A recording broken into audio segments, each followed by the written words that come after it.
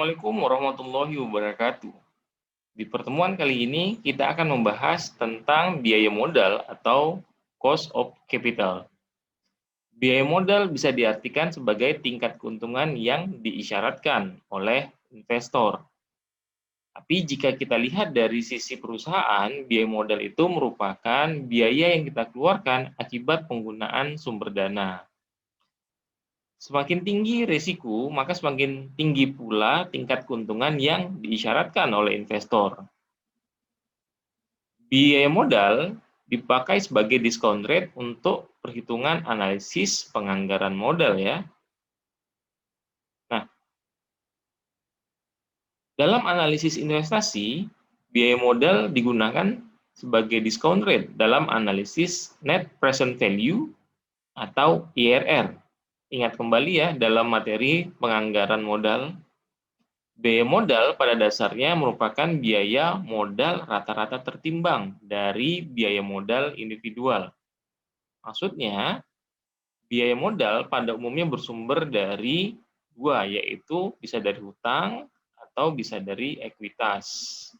Nah, hutang itu sendiri nanti dibagi-bagi lagi, ada hutang dagang, ada hutang gaji, ada hutang hipotek, ada obligasi. Sedangkan ekuitas itu pun dibagi-bagi lagi. Ada saham biasa, ada saham preferen, atau bahkan laba ditahan. Nah, itu semua disebut dengan biaya modal individual. Biaya modal individual ini kita satukan menjadi biaya modal rata-rata tertimbang. Untuk menghitung biaya modal rata-rata tertimbang, ada beberapa langkah yang harus kita selesaikan terlebih dahulu. Yang pertama adalah mengidentifikasikan sumber-sumber dana. Seperti yang saya sebutkan tadi, sumber dana dapat berasal dari hutang ataupun ekuitas. Ekuitas itu modal ya. Yang kedua, menghitung biaya modal individual atau biaya modal untuk setiap sumber dana. Yang ketiga, menghitung proporsi dari masing-masing sumber dana. Berapa persenkah misalnya kita gunakan obligasi, berapa persenkah kita gunakan misalnya saham biasa, berapa persenkah kita gunakan misalnya saham preferen. Nah, jika ketiga poin ini telah terpenuhi, barulah kita menghitung rata-rata tertimbang dengan menggunakan proporsi dana sebagai pembobotnya. Baik, kita mulai. Langkah pertama adalah mengidentifikasi sumber-sumber dana.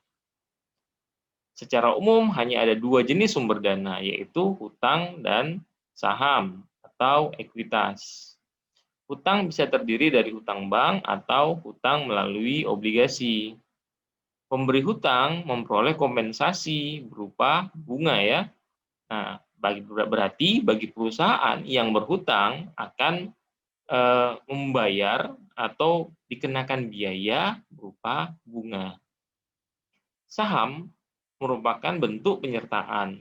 Saham bisa berupa private placement atau penempatan dana tidak melalui pasar modal. Tapi bisa juga dengan membeli saham yang diperjualbelikan di pasar sekunder. Pendapatan saham berasal dari dividen dan capital gain. Capital gain adalah selisih antara harga jual dengan harga beli. Tetapi ada jenis saham preferen yang memiliki ciri-ciri gabungan antara hutang dan saham. Saham itu kan modal ya. Jadi saham preferen itu sebenarnya hibrid ya antara hutang dan ekuitas. Saham preferen adalah saham yang berhak memperoleh dividen, tapi berbeda dengan saham biasa. Dividen saham preferen sifatnya wajib, sehingga mirip dengan bunga. Baik, yang kedua, kita menghitung biaya modal individual. Yang pertama, kita hitung biaya modal hutang, yang umumnya disebut dengan notasikan dengan KD. Biaya modal hutang merupakan tingkat keuntungan yang diisyaratkan yang berkaitan dengan penggunaan hutang. Karena bunga bisa dipakai sebagai pengurang pajak, biaya modal hutang dihitung net pajak. Nah, ini terlihat dalam laporan laba rugi, di mana pendapatan itu dikurang oleh pajak. Tapi terlebih dahulu pajaknya dikurangi oleh bunga hutang. Misalkan perusahaan menggunakan utang untuk mendanai sebuah proyek dengan bunga 20% dan pajak 30%. Maka perusahaan memiliki biaya modal utang sebesar 20%. Nah, ini kita sesuaikan dengan pajaknya. 1 dikurang pajak. Pajaknya 30% atau 0,3. 1 dikurang 0,3 hasilnya adalah 0,7. 0,7 dikali 20% hasilnya adalah 14%. Maka real bunga hutang dari pinjaman kita hanya 14% saja. Di samping kupon bunga, ada biaya lain yang harus dibayar oleh perusahaan. Misalkan, sebuah perusahaan menerbitkan obligasi dengan bunga kupon 20%. Nilai nominalnya adalah 1 juta dan jatuh temponya 10 tahun. Lalu, biaya emisi obligasi dan lainnya adalah Rp50.000 per lembar saham. Aliran kas yang berkaitan dengan emisi obligasi tersebut adalah sebagai berikut. Nah, tadi kan per lembar obligasinya nilainya adalah 1 juta ya. Tapi kan biaya emisinya dan lain-lain 50.000. Ya kan? Jadi realnya adalah 950.000, yaitu selisihnya. Nah, kemudian di sini bunganya adalah 20% per tahun.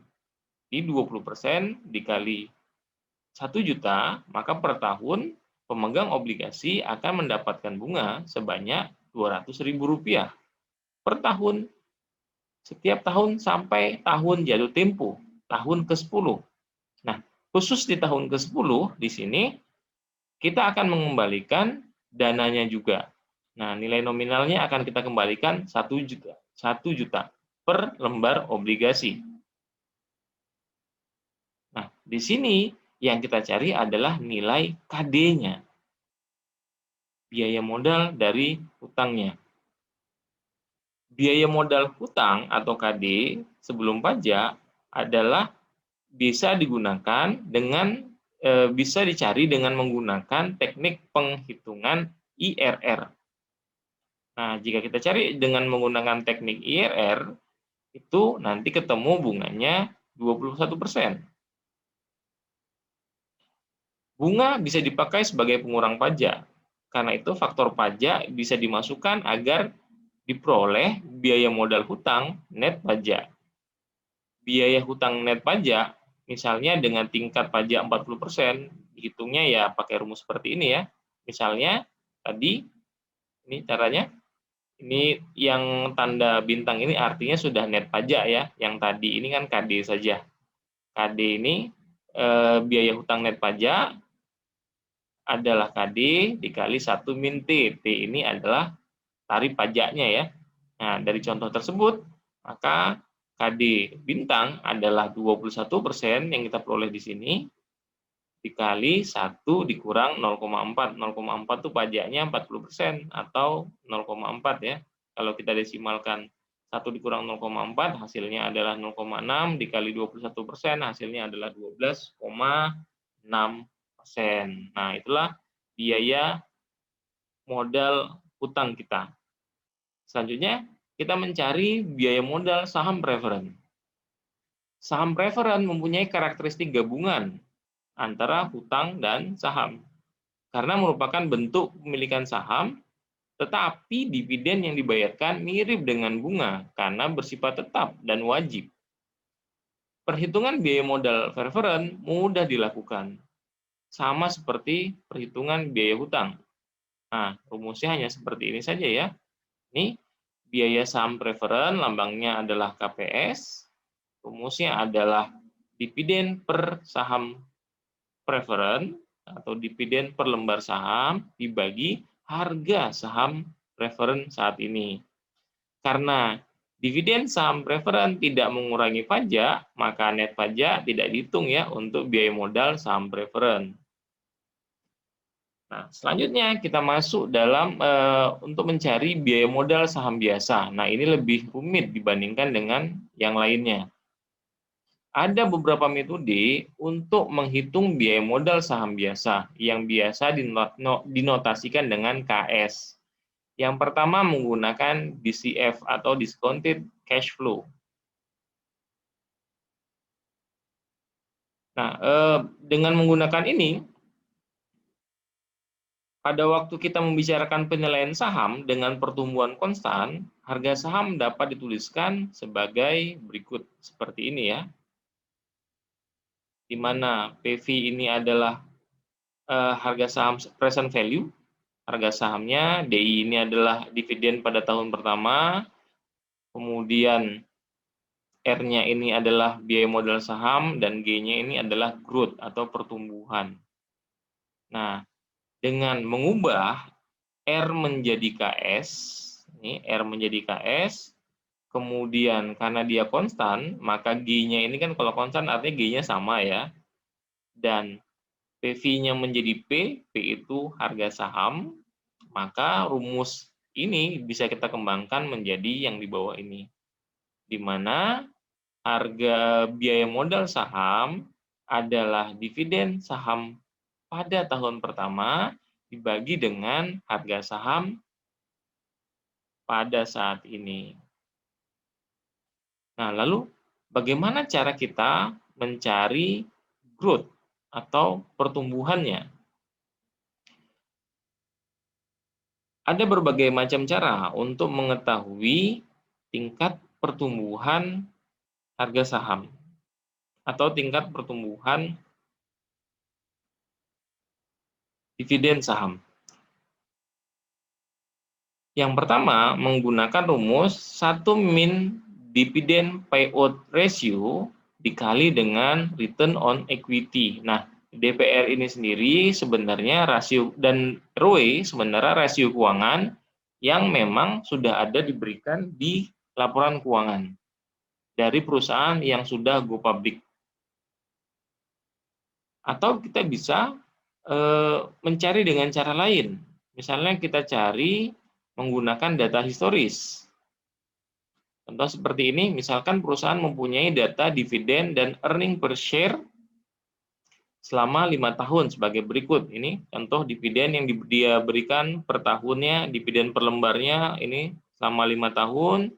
Kemudian EPS-nya, nah EPS ini sebenarnya sudah diberikan juga ya datanya oleh perusahaan. Jadi dividen per share maupun EPS ini datanya juga biasanya sudah diberikan oleh perusahaan di dalam laporan keuangan yang mereka terbitkan tiap tahunnya.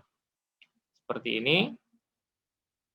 Nah, di sini kita lihat pertumbuhan per tahunnya. Untuk mencari pertumbuhan per tahunnya gampang sekali. Tinggal misalnya ini dividen tahun kedua dikurang dividen tahun pertama dibagikan dengan dividen tahun pertama dikali dengan 100%. Nah, jadi ini dikurang ini dibagi ini kali 100%, hasilnya ini. 550 dikurang 500, hasilnya 50 ya, dibagi 500 dikali 100%, hasilnya 10%. Dan begitu juga seterusnya. Ini pun begitu juga caranya. Kemudian kita rata-ratakan. Nah, ini bisa juga menggunakan Microsoft Excel untuk mencari rata-ratanya. Nah, setelah kita mencari rata-ratanya, temulah bahwa pertumbuhan untuk dividen per share-nya adalah rata-ratanya adalah 4,77%, sedangkan untuk earning per share-nya adalah 6,33%. Nah, sebenarnya ada cara lain nih yang menggunakan model pertumbuhan geometris. Tapi biasanya cara itu sedikit lebih rumit ya. Oke, itu cara yang pertama untuk mencari KS. Nah, KS ya, ini untuk biaya modal saham biasa. Tadi ada 3 cara ya, ada DCF, ada bond yield, ada CAPM. Ini tadi masih DCF ya. Yang kedua, kita coba menggunakan pendekatan bond yield atau return obligasi. Pendekatan yield obligasi didasarkan pada argumen bahwa tingkat keuntungan yang disyaratkan untuk investasi yang lebih beresiko akan lebih tinggi dibandingkan dengan tingkat keuntungan investasi yang lebih kecil risikonya. Nah, saham mempunyai risiko yang lebih tinggi dibandingkan dengan obligasi. Karena jika terjadi kebangkrutan, pemegang saham mempunyai prioritas klaim yang lebih kecil dibandingkan dengan obligasi. Kas dari likuiditas akan diberikan kepada pemegang hutang. Jika masih ada sisa kas, baru pemegang saham akan memperoleh bagiannya.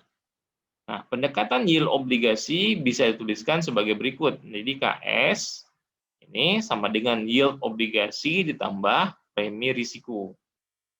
Jika kita menggunakan rumus ini, kita memerlukan estimasi yield dari obligasi perusahaan dan premi risiko saham atas obligasi. Contohnya, perusahaan mengeluarkan obligasi yang membayar kupon bunga sebesar Rp2.000 dengan nilai nominal Rp10.000. Harga pasar obligasi saat ini adalah Rp9.500. Selisih tingkat keuntungan saham di atas obligasi selama 5 tahun terakhir adalah 7%. Dengan pendekatan yield obligasi, KS dapat dihitung. Yang pertama, kita akan menghitung yield obligasi. Yield obligasinya ini adalah bunga ya dibagi harga pasar obligasi. Nah, bunganya kan di sini ya. Kupon bunganya 2.000 ya. Harga pasarnya ini harga pasarnya 9.500 ini. 9.500. Jadi ketemunya 22,22%. Maka KS-nya adalah 22,22% ditambah 7%. 7% dari sini ya. Hasilnya adalah sekitar 29,22%. Atau kita bulatkan ke 29 saja. Nah, itu metode yang kedua. Metode yang ketiga, ini nggak kalah ribetnya. Metode yang ketiga untuk menghitung KS bisa menggunakan pendekatan CAPM atau Capital Asset Pricing Model. Model ini menggunakan argumen yang sama dengan pendekatan yield obligasi. Menurut CAPM, tingkat keuntungan yang disyaratkan untuk saham sama dengan tingkat keuntungan bebas risiko ditambah premi risiko. Secara spesifik, model CAPM bisa dituliskan sebagai berikut. Nah, jadi KS adalah RF. Nah, RF ini adalah tingkat keuntungan bebas risiko. Ditambah B ini adalah risiko sistematis. Nah, risiko itu ada dua ya, ada risiko sistematis, ada risiko yang tidak sistematis. Risiko sistematis adalah risiko yang tidak dapat hilang meskipun telah dilakukan diversifikasi. Dikalikan RM. RM ini adalah tingkat keuntungan pasar dikurang dengan RF. RF sama juga dengan di sini. Nah, mari kita bahas satu-satu. Kita bahas dari RF atau tingkat keuntungan bebas risiko. Merupakan tingkat keuntungan dari aset yang mempunyai risiko yang bisa dikatakan nol atau kecil sekali risikonya. Contohnya adalah Bank Sentral Amerika itu mengeluarkan obligasi namanya T-bills atau T-bond. Bisa dianggap obligasi ini adalah instrumen bebas risiko. Kenapa? Karena pemerintah Amerika kecil sekali kemungkinannya mengalami kebangkrutan. Karena itu, tingkat keuntungan atau bunga obligasi dari T-bills atau T-bond bisa dipakai sebagai indikator tingkat keuntungan bebas risiko. Misalnya ini obligasi dari Bank Sentral Amerika itu yang disebut dengan T-bond, misalnya bunganya adalah 2%. Nah, kita bisa menggunakan bunga 2% ini sebagai RF-nya, yaitu tingkat keuntungan bebas risiko, dengan alasan hampir tidak mungkin pemerintah Amerika itu bangkrut, sehingga risikonya sangat kecil. Sedangkan untuk keuntungan pasar, yaitu RM, kita bisa menggunakan tingkat keuntungan dari portofolio pasar. Contohnya kalau di Indonesia itu, contoh portofolio pasar saham kita bisa dilihat dari IHSG atau Indeks Harga Saham Gabungan. Maka di sini kita bisa menggunakan return dari IHSG. Nah, selanjutnya kita memutuskan biaya modal saham.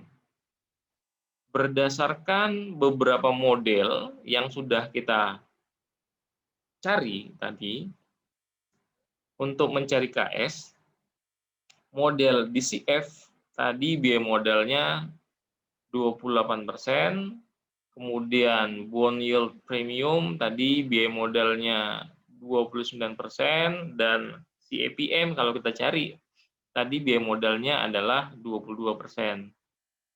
Nah, hasil-hasil ini menunjukkan bahwa biaya modal saham biasa berada di antara 22 hingga 29%. Nah, misalnya kita pilih nih tengahnya. Kita pilihlah 25. 25 kan tengah-tengah nih antara 22 hingga 29%. Nah, ini misalnya kita pilih sebagai KS-nya.